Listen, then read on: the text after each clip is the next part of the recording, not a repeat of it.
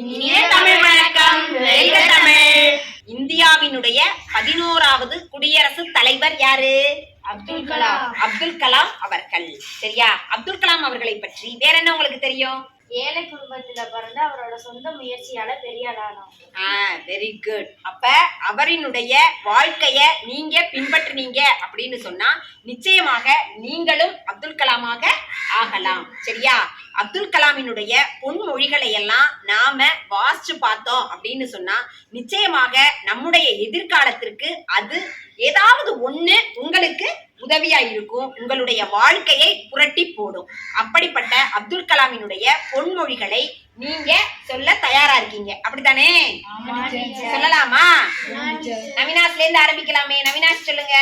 ஒரு நல்ல புத்தகம் 1000 நண்பனுக்கு சமம். ஒரு நல்ல நண்பன் ஒரு நூலகத்திற்கே சமம். ஒரு நல்ல புத்தகம் 1000 நண்பர்களுக்கு சமமா? ஒரு நல்ல நண்பன் ஒரு நூலகத்திற்கே சமம். அப்ப நீ ஒரு நண்பனை தேர்ந்தெடுக்கும் பொழுது எப்படி தேர்ந்தெடுக்க வேண்டும்? ரொம்ப கவனமா தேர்ந்தெடுக்கணும். சரியா? நீ தூங்கும் போது வருவது கனவல்ல, உன்னை தூங்கிடாமல் செய்யும் கனவே கனவாகும். நீ தூங்கும் போது வருவது கனவல்ல, உன்னை தூங்க விடாமல் செய்வதே கனவு. ஒரு முன்னேறணும் நீ நினைக்கிற அப்படின்னு சொன்னா அந்த முன்னேற்ற படிகளை நினைச்சு நினைச்சு என்ன வராது? உனக்கு தூக்கம் வராது. சரியா? அப்ப தூங்க விடாமல் செய்வதுதான் கனவு. அதனை தோற்கடிப்பது சுலபம், ஆனால் அவர் வெற்றி கொள்வது சிரமமான விஷயம். நிதிஷ் என்ன சொல்றான்?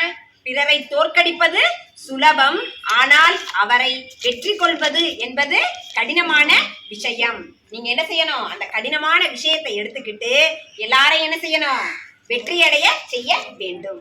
நீ சூரியன் போல் பிரகாசிக்க வேண்டும் என்றால் நீ முதலில் சூரியனாக எரிய வேண்டும்.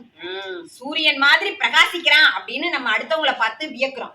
சூரியன் மாதிரி பிரகாசிக்கிறதுக்கு அவங்க எவ்வளவு வாழ்க்கையில எரிஞ்சிருக்காங்க அப்படிங்கிறத நாம நினைச்சு பார்க்கணும். அப்ப நீங்க சூரியன் மாதிரி பிரகாசிக்கணும் அப்படின்னா முதல்ல என்ன செய்யணும்? சூரியன் மாதிரி எரிவதற்கு பழகிக்கொள்ள வேண்டும்.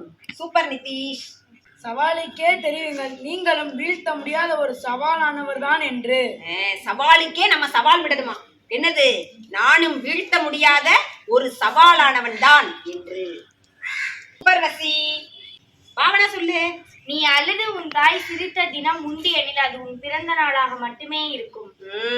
நீ அழுகும் போது அம்மா என்ன செய்வாங்க? ரொம்ப அழுவாங்க. நீ அழுகும் போது அம்மா சிரிச்சாங்க அப்படின்னா அது உன்னுடைய பிறந்த நாளில் மட்டுமே. நீ உன் வேலைக்கு தலை வணங்கினால் நீ யாருக்கும் தலை வணங்க தேவையில்லை. அதுவே நீ உன் வேலைக்கு தலை வணங்காமல் விட்டால் நீ அனைவரிடமும் தலை குனிய வேண்டும். ஆமா, உன்னுடைய வேலைக்கு நீ தலை வணங்கினா யார்கிட்டையும் நீ என்ன செய்ய வேண்டாம்? தலை வணங்கி வேலை செய்ய வேண்டாம். ஆனா உன்னுடைய வேலைக்கு நீ தலை வணங்கலைனா எல்லார்கிட்டையும் என்ன செய்யணும்? தலை வணங்க வேண்டும். இதைத்தான் அப்துல் கலாம் அவர்கள் அழகாக சொல்லியிருப்பாரு.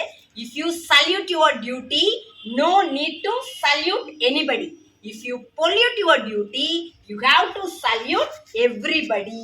அப்ப பொல்யூட் பண்ணுவீங்களா இல்ல சல்யூட் பண்ற அளவுக்கு வர்க் பண்ணுவீங்களா? சல்யூட் பண்ற அளவுக்கு வர்க் பண்ணுவோம் டீச்சர். Very good. வாய்ப்புக்காக காத்திருக்காதே, உனக்கான வாய்ப்பை நீயே ஏற்படுத்திக்கொள். வாய்ப்புக்காக யாரும் என்ன செய்யக்கூடாது? காத்துக்கிட்டு இருக்க கூடாது. வாய்ப்பை நம்மளுக்கு கொண்டு வந்து தருவாங்க. அக்கா வந்து ஒரு பொருளை எடுத்துட்டு வந்து ஒரு இடத்துல போடுது. அது மாதிரி நமக்கு வாய்ப்பை யாராவது கொண்டு வந்து போடுவாங்களா? இல்ல. வாய்ப்புக்காக காத்திருக்காதே, வாய்ப்பை என்ன செய்யணும்? நீ ஏற்படுத்தி கொள்ள வேண்டும். அது பிறப்பு ஒரு சம்பவமாக இருக்கலாம், ஆனால் நமது இறப்பு ஒரு சரித்திரமாக இருக்க வேண்டும். நமது பிறப்பு ஒரு சம்பவமாக இருக்கலாம், ஆனால் நம்முடைய இறப்பு ஒரு சரித்திரமாக இருக்க வேண்டும். அப்ப பிறப்பை விட இறப்பு என்னது?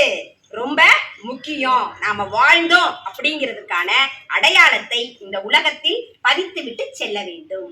ஓகேவா? உன் கைரேகையை பார்த்து எதிர்காலத்தை நிர்ணயித்து விடாதே. ஏனென்றால் கையே இல்லாதவனுக்கு கூட எதிர்காலம் உண்டு. ஒரு முறை வந்தால் கனவு, இருமுறை வந்தால் ஆசை, பலமுறை வந்தால் லட்சியம். சிக்கல்களை எதிர்கொள்ளும் போது கூடவே பல திறமைகளும் வெளிப்படும். ஒரு முட்டாள் தன்னை முட்டாள் என்று உணரும் தருணத்தில் புத்திசாலியாகிறான். ஒரு புத்திசாலி தன்னை புத்திசாலி என்று பெருமை கொள்ளும் கணத்தில் முட்டாளாகிறான். உலகம் உன்னை அறிவதை விட உன்னை உலகிற்கு அறிமுகம் செய்து கொள். வாழ்க்கை என்பது ஒரு சந்தர்ப்பம், நழுவ விடாதீர்கள். வாழ்க்கை என்பது ஒரு கடமை, நிறைவேற்றுங்கள். வாழ்க்கை என்பது ஒரு லட்சியம், சாதியுங்கள். வாழ்க்கை என்பது ஒரு சோகம், தாங்கிக் கொள்ளுங்கள். வாழ்க்கை என்பது ஒரு போராட்டம், வென்று காட்டுங்கள். வாழ்க்கை என்பது ஒரு பயணம், நடத்தி காட்டுங்கள். தவறுகளில் இருந்து நாம் கற்றுக்கொள்ளும் பாடமே உயர்வான வாழ்க்கைக்கு நம்மை இட்டுச் செல்லும். வெற்றிகரமான கணிதம் கூட பூஜ்ஜியத்தில்தான் தொடங்கும் என்பதால் முதல் முயற்சியில் தோல்வியடைந்து விடுவோமோ என்று பயப்பட வேண்டாம். மரியாதை இல்லாத இடத்தில் ஒதுங்கி நில்லுங்கள். நாளை உன் மதிப்பு தெரிந்த பின் அவர்களே உன்னை தேடி வருவார்கள். நம் அனைவருக்கும் ஒரே மாதிரியான திறமைகள் இல்லை. ஆனால் அனைவருக்கும் திறமையை வளர்த்து கொள்ள ஒரே மாதிரியான வாய்ப்புகள் உள்ளது. ஆண்டவன் சோதிப்பது எல்லோரையும் அல்ல, உன்னை போல சாதிக்க துடிக்கும் புத்திசாலிகளை மட்டுமே. யாருக்காகவும் உன்னை மாற்றிக்கொள்ளாதே. ஆனால் உனக்காக தன்னையே மாற்றிக்கொள்பவர் கிடைத்தால் அவர்களை தொலைத்து விடாதே. நன்றி, வணக்கம்.